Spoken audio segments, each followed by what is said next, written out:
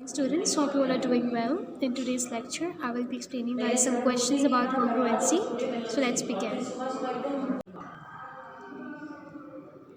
So students, if you remember, in work example number 4, if you see here in the figure ABC, they're telling us that triangle ABC is equals to triangle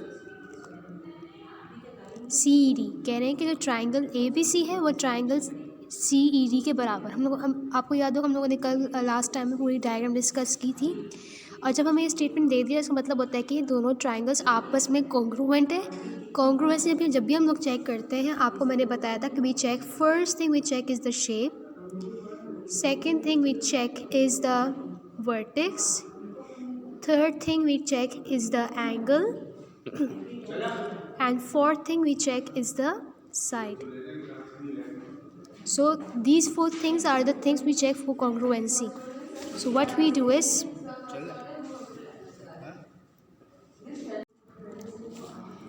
whenever we are told that the two triangles are equal, हम उस पर कोई test नहीं करेंगे, लेकिन हमें पता है कि when they're telling that two triangles are congruent, first thing the shape is the same, the size is the same, the angles, the sides, everything is the same. So we will not waste our time comparing all the sides and everything. लेकिन आपको मैंने last class में एक चीज़ compare करके दिखाई थी, that was the vertex, which is very very important to compare. जब आप वर्टेक्स कंपेयर करेंगे, अगर वर्टेक्स सेम होंगे डेफिनेटली एंगल्स भी सेम होंगी, साइड्स भी सेम होंगी. So that we did the first part, that is angle ECD. अगर हम देखें तो जो ये एंगल C है, it is just same to the part A और angle A in the next triangle.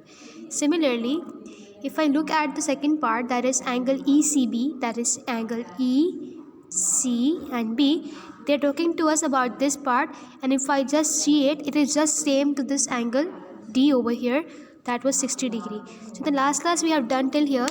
Now number 3, the main target is number 3 now.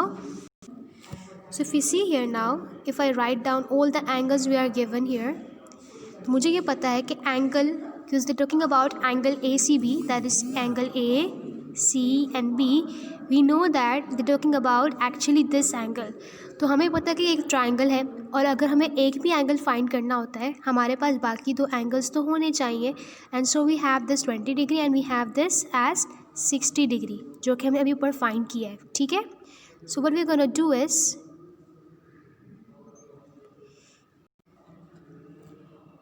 so what we have to do in ABC is that we need to find out A, B and C, which is we need to calculate this angle, the angle right down here. So how do we find another angle? अगर हम देखें यहाँ पे हमारे पास जो ये angle B है वो दूसरी शेप में हम किसी चीज़ से कंपेयर नहीं कर सकते हैं. So how can I find angle B now?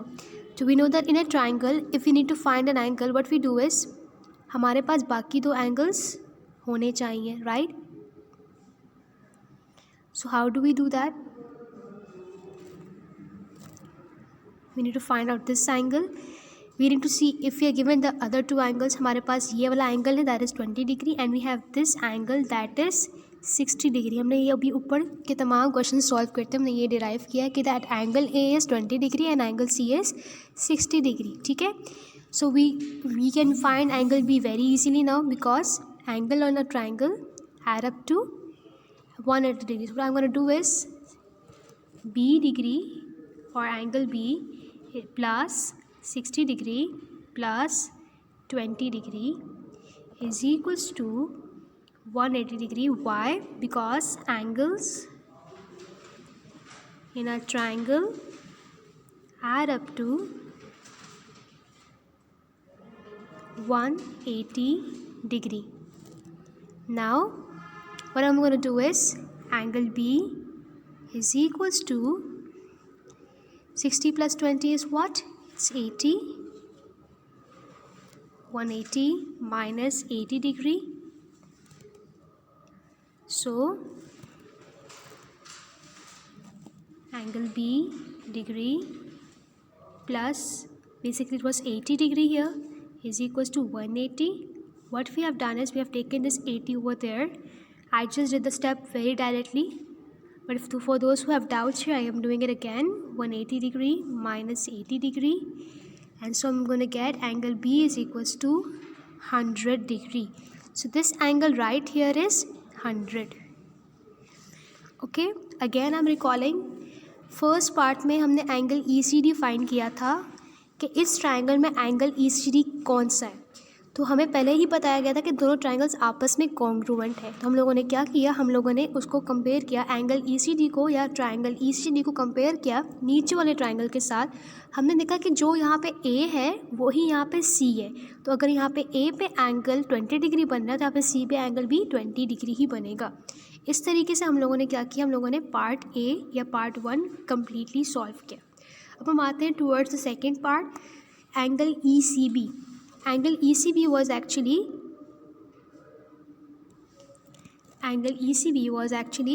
write this ECB.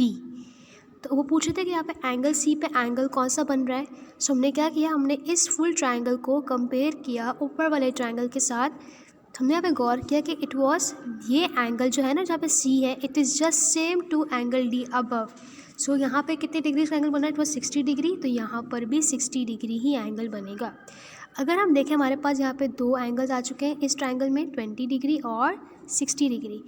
Third question में कह रहे थे कि एंगल ABC फाइंड करें, यानी they were asking us to find angle AB and C।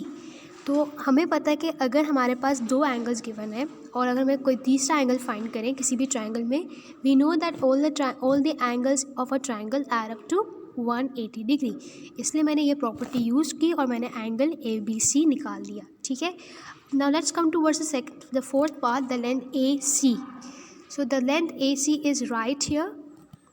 whenever they're telling us sides or angles in terms of AC or something like that, please move your fingers. So AC is right this side. So they're asking us what is the length of AC. So what we're going to do is we're going to compare the triangles up and down. हम पहले compare करेंगे कि जो ये side है AC, ये तो actually इस triangle की side है।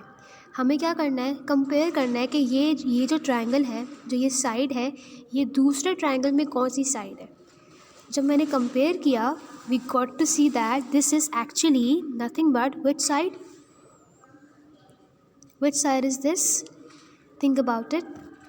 So if we see here, it is actually nothing but it was actually 10 centimeter.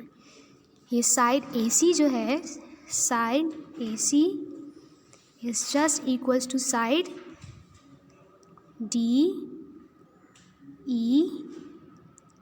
DC, which is equals to 10 centimeters. Now हमने यहाँ पे साइड्स कंपेयर की। ठीक है, अब यहाँ पे अगर आप देखें, जब हम लोग कॉन्ग्रुएंसी टेस्ट कर रहे थे तो मैं पूरा मैं साइड्स को कंपेयर कर रही थी। लेकिन यहाँ पे मैंने कितनी साइड्स कंपेयर की, मैंने सिर्फ वही साइड्स कंपेयर की जिसके बारे में मुझे सवाल किया जा रहा है। If they are asking us about length AC, I am going to compare length AC of this triangle with the other, जिसके साथ भी ये साइड सेम होंगी, उसके साथ मैंने इसको कंपेयर किया and then I got my answer. For the fifth part, if you see here, they are asking us about length AE. The length AE. Now this is something a bit tricky to answer. So if you see here, the length AE is this part. अब वो हमसे full side नहीं पूछ रहे. They are only and only asking us about length AE. So to answer this, अब अगर मैं आपको एग्जाम्पल दूँ, let's suppose if I say कि ये हमारे पास जो है ना एक ब्रिक है जिसकी लेंथ है let's suppose 10 centimetre. If I से कि मैंने इसके आगे एक और ब्रिक रखा है दैट इज़ ऑफ 5 सेंटीमीटर। अगर मैं आपसे कहूँ कि फाइंड करें कि ये वाली साइड कितनी है, तो आप लोग क्या करेंगे, आप लोग पहले फुल साइड में से, आपको ये तो पता है ना कि जो 5 सेंटीमीटर है ये किसका पार्ट है, ये एक्चुअली फुल 10 सेंटीमीटर का पार्ट है। तो आप लोग क्या करेंगे, 10 माइनस 5 करेंगे, right. Same thing is gonna happen here also. We know that they are asking us AC, so we know that AC to find AE actually ये फुल लेंथ हमारी AC होगी, राइट। और हमें इस पूरे AC का एक पार्ट यानी उस पार्ट यानी AE को फाइंड करना है। तो हम क्या करेंगे, अगर मुझे AE को फाइंड करना है तो मेरे पास एक्चुअली AC हो पहले मेरे पास पूरी की पूरी लाइन ए सी होनी चाहिए. We need to know the A C and we need to know E C. मेरे पास अगर ई सी होगा तो तभी मैं ए ई को फाइंड कर पाऊँगी. तो हम कैसे करेंगे?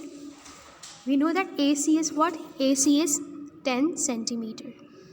अब जो हमारा सेकेंड टारगेट है वो ये है कि हम पता लगाएं कि ये ई सी कितना है, ये ई सी कितना है. तो हमने क्या देखा जब हमने कंपेयर किया, ई सी इस ट्रायंगल में दूसरे ट्रायंगल के किस साइड के बराबर है. So we got to know that E C was equal to side A B which is equals to 8.8. सो जब मैंने 10 में से -8.8 किया, I got the answer for A E. So what is the answer? Think about it and let me know by sending your homeworks by 6 o'clock PM tonight. All right? Now, उसके बाद part B. What do you say about lines A, B and DC? कह रहे हैं कि आप line A, B और DC के बारे में क्या कह सकते हैं. अब मैं आपको कुछ बातें बताती हूँ. Look at these two lines. इन दोनों लाइन्स के बारे में आप क्या कह सकते हैं? If I look at these two lines carefully, because I'm drawing it, it's not that straight, but if you're given this line on the paper, you will see that these two lines are straight, opposite हैं. तो अगर हम गौर करें, ये दो lines भी आपस में बिल्कुल ऑपोजिट हैं और जा भी एक ही डायरेक्शन में रही हैं.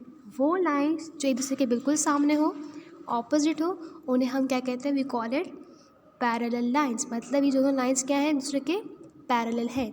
ठीक है. और यहाँ पर because these two lines are parallel, यहाँ पे एक बहुत ही इम्पॉर्टेंट प्रॉपर्टी है जिसके थ्रू हम बहुत सारे क्वेश्चन सॉल्व कर सकते हैं. You can see a Z here. जहाँ पर पैरेलल लाइंस होती हैं वहाँ पे जेड होता है मोस्ट प्रॉबेबली. तो अगर यहाँ पे 20 डिग्री बनेगा तो यहाँ पे जेड के इस पार्ट पर भी 20 डिग्री बनेगा. This is the how we use the Z thing here to solve our questions. ठीक है. That's all with the class. I hope everybody understood. You're going to do practice now number 4 completely in the copy. All right. Take care. Allah.